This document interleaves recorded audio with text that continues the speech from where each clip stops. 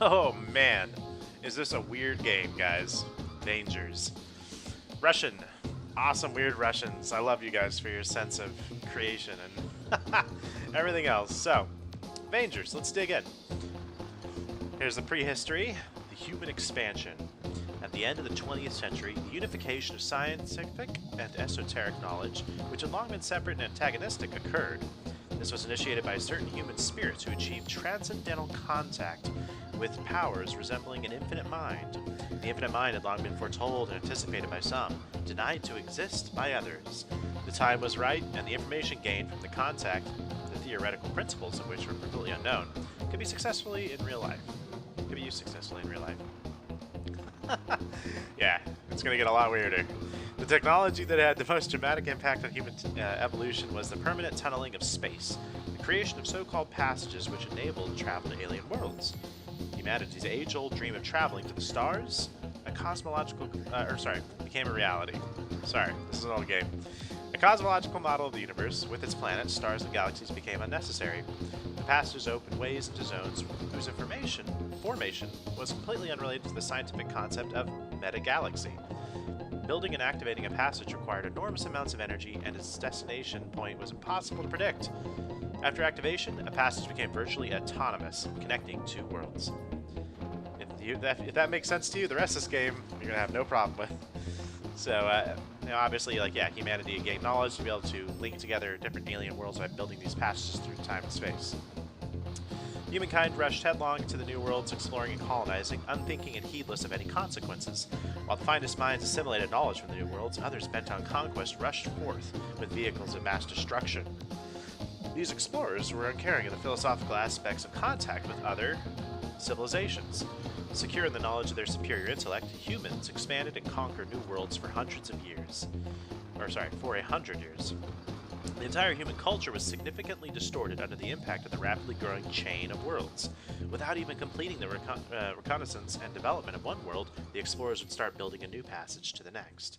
Fortunately, only a minority of the new worlds became part of the chain, since the environment on many of them was extremely hostile to humans.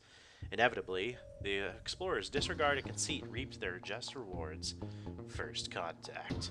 The Cryspo were entirely unfamiliar, nothing like the ugly little humanoids flying UFOs of 20th century imagery. The collective mind of the Cryspo colony was completely unintelligible to the humans with their individual psyches. The colony's flawless mechanism closely resembled earthly nests of insects. The appearance of the explorers from the passage was initially overlooked by the colony, preoccupied as it was with its primary function of territorial control. Conversely, the advanced guard of explorers immediately started slaying these strange beasts, as they had done in similar circumstances so many times before. The consequences of the slaughter were catastrophic. By the time people realized their technological inferiority to the new enemy, the Cryspo had managed to enter the passage and had discovered the new, unclaimed territories.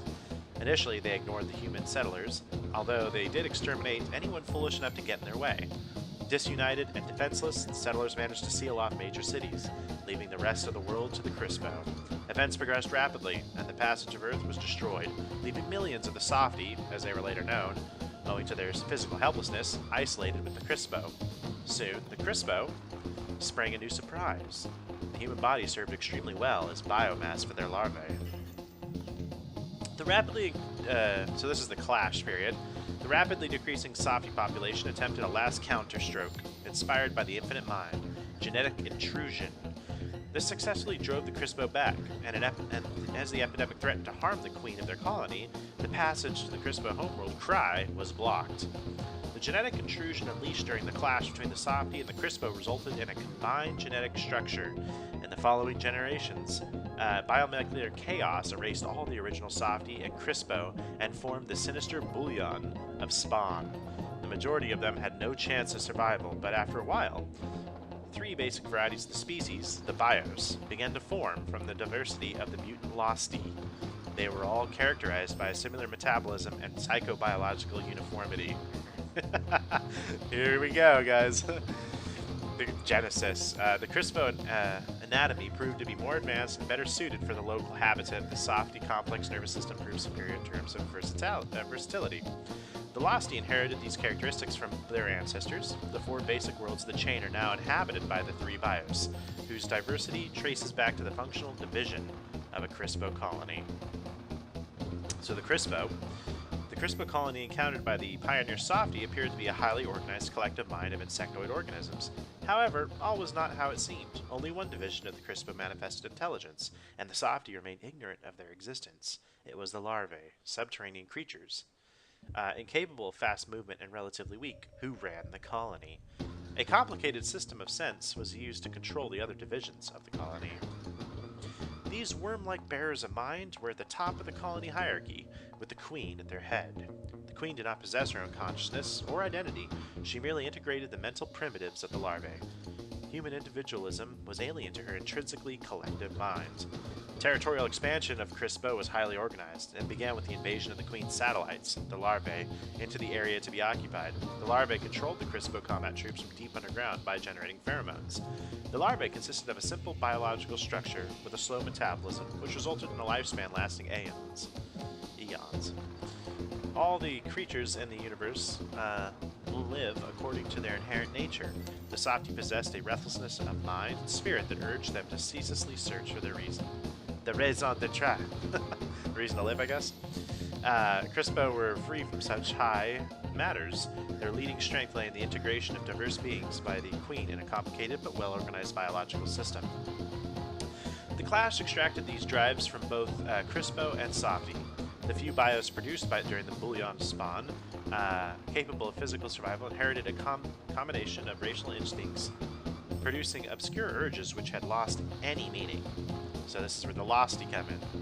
During the clash, while defending themselves from the ferocious Cryspo, the last generation of the Softie built underground enclave cities, escaves, which became home for their descendants, the Lostie. Although the Lostie inherited their brains from the Softie, their subconscious integrated many weird psychic features of their Cryspo ancestors, which emerged as somewhat bizarre behavior in the mutants. It is the influence of these instincts that has resulted in the bios existing in urban communities, the bunches. They endlessly practice cult rituals, the only reason for existence they have. The bunches have survived only by strict adherence to the conservation laws that developed over time. A bunch cycle consists of several stages, each of which is closely connected to their physiology of one of the bios. The completion of each such function depends on the ascent of a particular larva, which serves as a catalyst. The complicated Cryspo mechanism of controlling the colony through a system of sense evolved into a sophisticated cult, practiced by the Lostie. It involved great reverence of and addiction to the sense of the now hidden and unfathomable larvae who still slowly crawl underground, disunited without their connection to the Queen, lost long ago when the passage to Cry was sealed. It is now 1,000 years after the clash. The Lostie have stabilized and formed aberrant tribes of inbred creatures. Living on the rubble of powerful and ancient civilizations, they practice endless cult cycles in an attempt to establish a rationale for their existence. The player belongs to the clan of Vangers, explorers, warriors, traders, and pirates, in a world that is only just beginning to wake up from the oblivion. The strange worlds of the Lost Chain emerge as time passes. They are full of mystery, weird inhabitants, and dangerous competitors. Eventually, it will be revealed that the clash between the Softie and the Cryspo was not coincidental. The weird history of the Bouillon of Spawn has been planned by the Infinite Mind, specifically to develop a new type of warrior, the Vanger. Achtung! Welcome back, poor pill garlic. We thought you were completely dead and have to give another one away. You know how it happens. Yesterday you were a dapper little caterpillar without a care in the world, and now you're climbing into your mechos and going up, from our warmth, up there to plow the roads on Fostral, scaring everyone you meet into ditches. I see you're too dumb to listen to me. What are you worth, you worthless piece of trash? Listen and remember, as you'll understand this later, if you survive, of course. I'm Leapke, the counselor of Potish, an Escave. I don't know why I want to call him Escave. This should be Escave on Fostral, which is part of what we called our world. And you're a clot of mucus cast away from the pods. Your fate is clear. You'll take your rattle trap and be thrown out, as that's the law. I hope your fate won't make you wait. It's excruciating living off a pod. I've seen a lot of jerks like you, yet I still sympathize with you. They blinked innocently, just like you, not knowing who they were, where they were from, or where they should go. Alright, as a matter of routine, I must tell you about the anatomy of the universe. Now listen. Don't be afraid, there's no need to know too much. I used to give lengthy lessons about talking about bunches, the chain, the underground larvae, about stupid beaver rats that live on glorks. I'd explain what Rafa is, about kusawaks. Yes, I see that it's all for nothing. You look at me like E.T. trying to understand the message. At your wit's end, you haven't seen life inside or outside. So I'll do this the easy way. I'll give you the mission without splitting hairs. Vostral is big, and we're on the bottom. Our escave is here. Far up is Incubator, the holy place, which is where we send our tasty nimbos to prolong the Elipod race. Remember our bios, it's superior to all the creatures in the chain. And now remember the main thing. You're on your own from this moment on, with no one to feed or lick or cuddle you. You are a maverick, your own master and servant. No one will give a pinch or a cert for your mistakes. Your choice is Mechos, an ancient machine you'll own and die in. For there are quite a lot of you, knights of the road, who comb the worlds for gain and kill each other for chicken feed. Vangers are beasts. We Elipods are kind to you, but only somewhat. We don't give a crap about your destiny, and you are free to do whatever you want. But remember, if you want to survive, you'd better listen to us, shrimp. Only by serving Podish will you get everything from fast mechos to secret knowledge. Here's your first mission. Get some secret nimbos from here, and take it to the other end of Fostral, into Sultry Incubator. My finger's waiting there. He'll tell you more if you survive in the jungles of Fostral. Farewell, kiddo, and good luck. Bring me some kusawaks. I want to paint the place. Oh, okay. Usually you can paint this depending on like the different cycles that the planet's going through. So, Vanger, we're going to drive around a giant, basically mechanism called a Mechos, and that's like pretty much like a car. It can like swim. It can do all sorts of cool things. It can shoot and blow up other Vangers, and we're going to deliver goods to other places in an attempt to kind of find out the story that's going on. We'll participate in races, of course, that are sacred to the alien species now that's a combination of the human and Cryspo that formed the Lostie. That's us. And then of course we'll just continually upgrade our machines here. So we start with a vehicle called an oxidized monk. Makes no sense. Like, just prepare for that. Nothing in this game is going to make any fucking sense, really. We can start out affording what's called a Machine gun, I guess. Just machine gun, obviously. And you can equip that in any of your weapon slots, like so. And we can also afford to buy some Nimbos, which is a quest item for Incubator. Now, normally, like, it's a lot faster to earn money by going around to secret hideouts and getting weapons, but I just want to show you this for... Alright, so yeah, obviously we just came out of the mouth of our little hideout, and we drive around this vehicle. Green means we came from Fostral. That's where the vehicle came from. Your vehicle can tip over, it can roll over. Navigating things is pretty difficult. This is... You need a certain amount of luck and dominance to open up these things right here. These are like hideouts. So otherwise what we can do is we can get in there by jumping. You can make your vehicle jump. And these sell really well. This is a ammunition for other guns. So yeah, now we want to get out of here. Up here is like our energy and our armor for our vehicle. See this Vanger? He wants to be an asshole and kill us. But yeah, right now we're going to go ahead and open this up, get our compass going for Incubator. Bye! Our machine gun gets recharged by swimming around in this like watery shit. I have no idea what the fuck it's called. Yeah, but I had to read the manual and play the game quite a bit here. Thanks to Bikiko for funding this as part of his patronage here. He definitely said he wanted to see this game break my spirit. I played it for about a half an hour just to kind of get the ropes a little bit and understand the story. So what's been kind of going on. So I don't know everything. I just know some things. So, but yeah, thank you, Bikiko. I hope you're entertained, because yeah, this game has already pissed me off in the first 30 minutes I did play it. It's like extremely hard to navigate around with your fucking vehicle.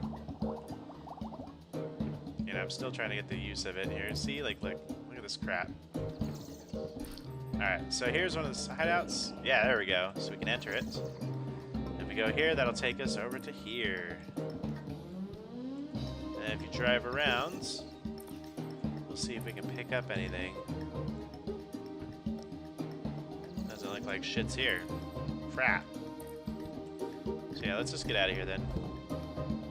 Oops, wrong way. Well, kinda. So incubator's this way. That's where our place is pointing us. Okay. Now we can fight any other Vangers we want on the map. We can shoot them all, take their guns and sell them. That's kind of like what's recommended in some of the walkthroughs I've seen. They say, like, you know, yeah, don't really worry about taking the nymphos up. Nimbos, I mean, not nymphos. It's a crazy world, that Vangers, let me tell you. Alright, we need to go the other way. So the money is called beebs, which is actually just like little, I guess, insects or something. Like those little spidery things. That's what a beeb is. Alright, I believe you. Stop with your bullshit, man. Alright, so these things in the way are called stinkhorn. They explode. They're good for, like, hitting your opponents. Dealing some good damage to them. Fighting and killing each other in this game can be a little bit tough. The opponents, they are pretty much seem like they're randomized. Like, you know, they can have the same shit as me, like weaker or like really fucking strong stuff. And then there's repair stations, like this guy. This is a repair station. We can just drive through it. Maybe it's not working because I don't need it. So basically, by killing other people, by completing like quests, you can get more luck and dominance. That's kind of like what you're after to get.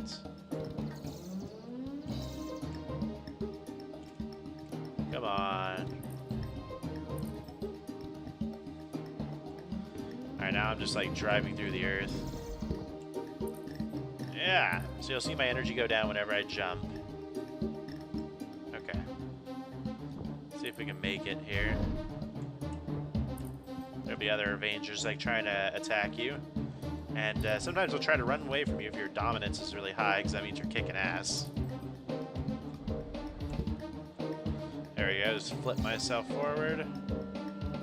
We're well on our way to Incubator. And that's pretty much the first quest you get, is go to Incubator, drop off this food, Nimbos, and then you get phlegm from them, which people in Podish need. And you don't get very much money. Like I said, it's better just to kill other Vangers or go to the secret hideouts and get stuff to sell. Wow, stop your crap. I think that's part of the tips. We'll turn that off. So yeah, see, this guy just has like a machine gun just like me. Oh no, he has a Gorb gun, which a Gorb is like kind of like an explosive cannon. Holy crap, man. Yeah, you gotta use that jump a lot, I feel like, to kind of get around. Alright, we're almost there. And yeah, there's like little like terrain deformations like that happen. I don't know what those were, like, you know, part of. So yeah, there's something down there.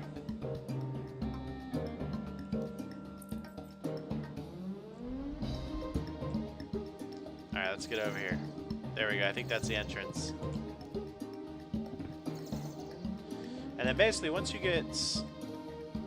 I don't think you actually have to get enough dominance, but you can participate in the Sacred Race, and that's how you get from world to world, getting more advanced quests, different vehicles that are unique.